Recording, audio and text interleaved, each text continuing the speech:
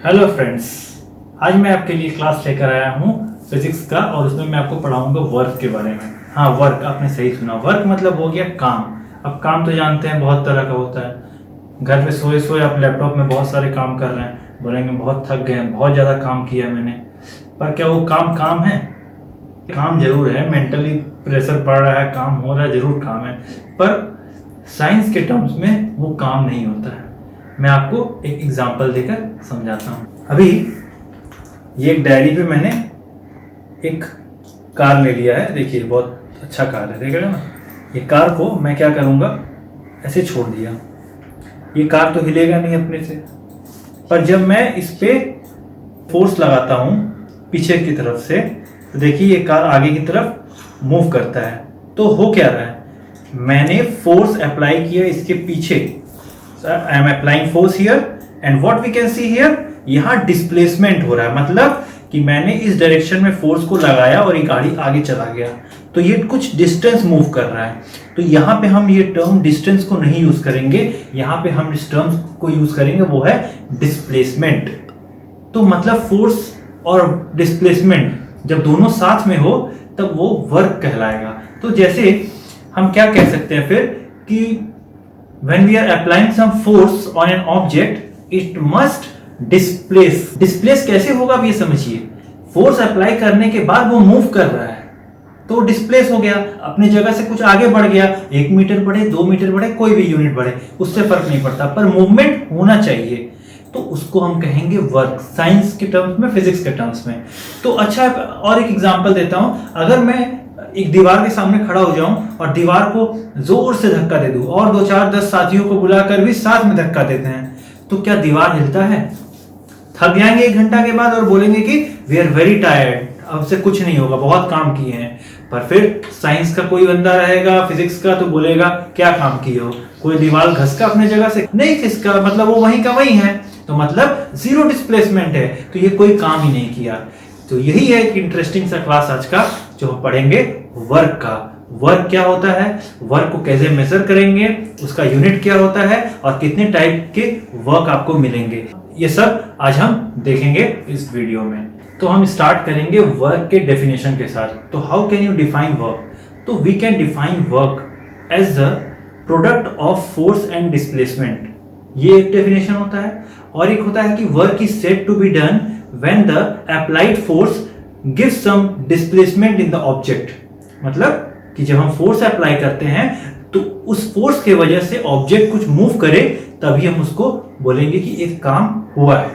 तो ये क्या डेफिनेशन। अभी हम दूसरा चीज देखेंगे कि जो मैंने कहा कि work is equal to force into displacement, या डिस्प्लेसमेंट ऑफ फोर्स का प्रोडक्ट है, तो वो कैसे होता है देखिए।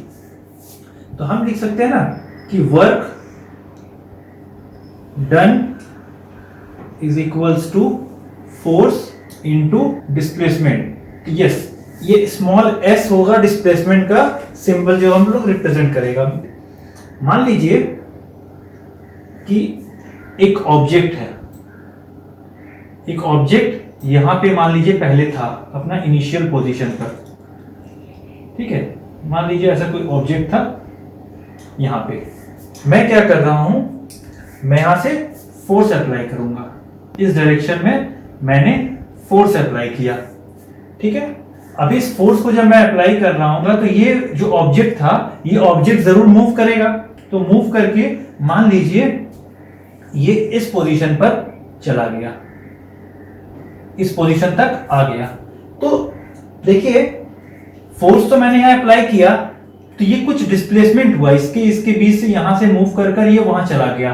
तो इसको अगर हम एस से मतलब रिप्रेजेंट करें तो इसको हम डिस्प्लेसमेंट कहेंगे। इसीलिए मैंने यहाँ पे जो टर्म यूज किया है डिस्प्लेसमेंट किया है। एक बात ध्यान रखिएगा, जब भी हम बात करेंगे वर्क का तो फोर्स इनटू डिस्प्लेसमेंट वर्ड ही यूज करना है टर्म, डिस्टेंस यूज नहीं करेंगे हम। क्योंकि देखिए डिस्टेंस होता है क्या, एक स्केलर क्वांटिटी है, पर जब हम लोग डिस्प्लेसमेंट का बात करते हैं ना, तो डिस्प्लेसमेंट एक वेक्टर क्वांटिटी होता है। वेक्टर क्वांटिटी मतलब क्या है, जिसका मैग्नीट्यूड मतलब उसका कोई वैल्यू भी हो प्लस उसके साथ डायरेक्शन भी हो। तो डायरेक्शन और मैग्नीट्यूड जब दोनों साथ में आता है तो वो वेक्टर क्वांटिटी बन जाता है। तो हम लोग इसमें हमेशा एस यूज करेंगे डिस्प्लेसमेंट। क्यों हम डिस्प्लेसमेंट यूज कर रहे हैं? क्योंकि जब भी हम फोर्स अप्लाई करेंगे तो that object will definitely move in the direction of the force. तो इन द डायरेक्शन आ गया ना, तो डायरेक्शन के लिए हम लोग डिस्प्लेसमेंट यूज कर रहे हैं, डिस्टेंस यूज नहीं कर रहे हैं। तो ये हो गया आपका फॉर्मूला, या इसको हम लोग सिंपली कह सकते हैं मेजरमेंट ऑफ वर्क। तो वर्क को आप कैसे मेजर करिएगा, कोई फोर्स का वैल्यू है, उसके साथ आपको कितना डिस्प्लेसमेंट हुआ है, आपको ये दोनों पता रहेगा, ये दोनों वैल्यू पुट कर दीजिएगा, आपका एक छोटा सा न्यूमेरिकल का आंसर भी आ जाएगा। अभी मैं आता हूं यूनिट में। यूनिट बहुत इंपॉर्टेंट है इसका, unit of work. Unit of work क्या होगा, फोर्स का यूनिट हम जानते हैं होता है न्यूटन, और हम जानते हैं कि डिस्प्लेसमेंट है उसका यूनिट है SI क्या, मीटर। तो इसका भी यूनिट होता है न्यूटन मीटर। तो अभी न्यूटन मीटर है, पर हम लोग जनरली 1 SI यूनिट बोलते हैं जो है जूल, JOULE, हम लोग जूल बोलेंगे, SI यूनिट ऑफ वर्क। ये हो गया SI यूनिट, यहां मैं लिख देता हूं SI यूनिट ऑफ वर्क। दूसरा होता है CGS unit, CGS unit of work, ये होता है ERG, ERG। और देखिए मैंने यहां गलती से J को कैपिटल लिख दिया है, ये J कैपिटल नहीं होता है, ये स्मॉल होता है, याद रखिएगा। कभी भी हम लोग कोई यूनिट होता है ना, तो अगर हम उसको फुल स्पेलिंग में लिखते हैं तो उसका जो फर्स्ट अल्फाबेट होता है वो हमेशा छोटा होता है, पर हमको अगर ये जूल की जगह सिर्फ J रिजेंबल करना हो तब हम सिर्फ कैपिटल में करते हैं, ये चीज याद रखना पड़ेगा आपको, इसलिए मैंने ERG, ERG लिखा हुआ है। तो SI यूनिट होता है जूल और CGS यूनिट होता है ERG। ये हो गया एकदम बेसिक सा कंसेप्ट जो क्लास 6 में और 8 में भी मिल जाता है। अभी देखेंगे हम थोड़ा सा इससे ऊंचे पे जाएंगे, क्लास 10 में है वर्क चैप्टर। अभी उसमें देखिए, अब मैं इस फॉर्मूला को थोड़ा सा एक्सपेंड करके आपको समझाने की कोशिश करता हूं, क्योंकि देखिए for junior classes it's fine. अब देखिए आप क्लास 8 के भी अगर हैं और वीडियो देख रहे हैं तो ये मत सोचिएगा कि अब मेरा 10 का आ रहा है तो मुझे स्किप कर देना चाहिए, नहीं ऐसा नहीं है, आप 10 में जाइएगा। तो अगर आप बेसिक्स को पहले समझ ले रहे हैं तो बेटर है ना आपके लिए कि और बेसिक्स विल बी स्ट्रांग, 10 में जाके आपको स्ट्रगल नहीं करना पड़ेगा। तो मैं आपको इस फॉर्मूला को थोड़ा सा एक्सपेंडेड जो है क्लास 10 के लिए मैं समझाता हूं, क्योंकि देखिए मैंने यहाँ पे जब फर्स्ट एग्जांपल दिया तो मैंने लीनियर का एग्जांपल दिया। लीनियर मतलब मैंने फोर्स अप्लाई किया और ये सीधे सीधे उधर चला गया। पर अगर मैं कहूं एक इंक्लाइंड सरफेस, इंक्लाइंड सरफेस आप जानते होंगे, समझ लीजिए कि ये हो गया आपका फ्लोर, मान लीजिए सरफेस है, आपका कोई एक ऑब्जेक्ट यहां पे था पहले, और अभी आपको क्या करना है, किसी ट्रक पे लोड करना है। ट्रक समझते हैं ना, लॉरी या ट्रक, उस पे आपको ये लोडिंग करना है, तो धक्का देकर। तो देखिए इंक्लाइंड सरफेस हम लोग इसीलिए यूज करते हैं ताकि उसमें लोडिंग इजी हो जाए, उसके रैंप पे आप चल भी सकते हैं, या आप कोई जो ऑब्जेक्ट है उसको उस पर रख के जब धक्का मारते हैं तो ऊपर जाता है। तो उस केस में क्या होता है, देखिए ये चला गया आपका ऑब्जेक्ट, ये आपका ऑब्जेक्ट है, और यहां आपको यहां तक पहुंचाना है, इसे यहां तक। तो इस केस में आप देखिएगा कि जब आप फोर्स अप्लाई कर रहे हैं इस पे ऐसे करके, तो ये डिस्प्लेसमेंट लीनियर मतलब सीधा नहीं जाकर ये क्या होता है, ये ऊपर की तरफ जा रहा है। आप समझिए इस चीज को, जब फोर्स आप इधर अप्लाई कर रहे हैं तो जो डिस्प्लेसमेंट है वो डिस्प्लेसमेंट ऊपर की तरफ हो रहा है, मतलब ये आपका ऑब्जेक्ट ऊपर की तरफ जा रहा है। तो इस केस में हम लोग थोड़ा सा फॉर्मूला को मॉडिफाई कर देंगे।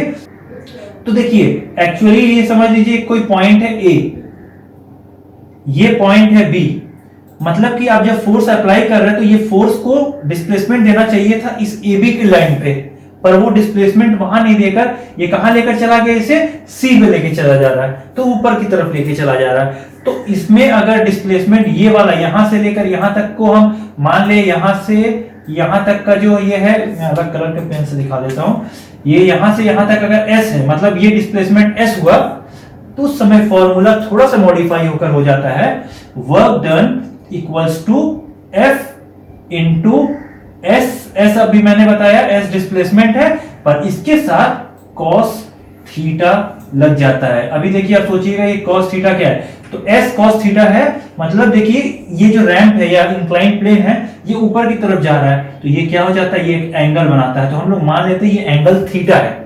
देखिए 30 डिग्री होता है ना, तो मान लीजिए अगर 30 डिग्री रहेगा तो आप जब ट्रिग्नोमेट्री पढ़िएगा तो आपको पता है ये थीटा की जगह 30 डिग्री लगा रहा है, तो वहां पे cos 30 डिग्री हो जाता है।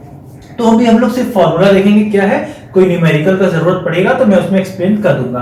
तो फॉर्मूला हो जाता है F cos theta.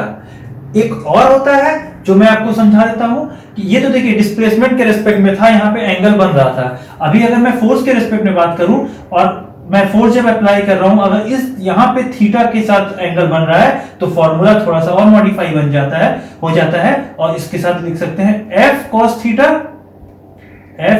Theta into displacement.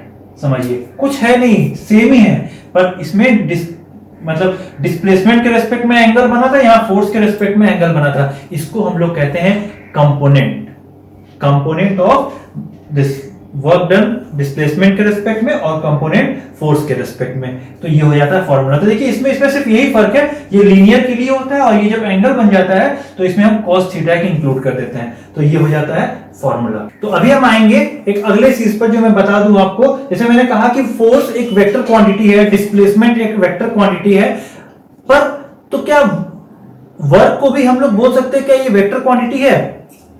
सोचिए, आप इसके बारे में जरूर पढ़ा नहीं होगा, सोच भी नहीं पाइएगा। तो देखिए जब भी कभी हम दो वेक्टर क्वांटिटी का प्रोडक्ट निकालते हैं उसको वेक्टर प्रोडक्ट बोलते हैं या डॉट प्रोडक्ट बोलते हैं, DOT डॉट प्रोडक्ट या वेक्टर प्रोडक्ट। तो उन दोनों का प्रोडक्ट हमेशा एक स्केलर क्वांटिटी को जन्म देता है।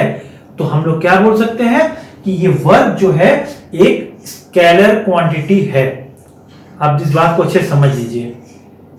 तो अगले क्लास में मैं आपके लिए ले आऊंगा टाइप्स ऑफ वर्क, उसके बारे में एग्जांपल्स दूंगा और हर वर्क डिटेल्स बताऊंगा जो आपको जरूरत लगेगा। Thank you for watching this video, hope you liked it. If yes तो लाइक करिए, सब्सक्राइब करिए और शेयर करते रहिए।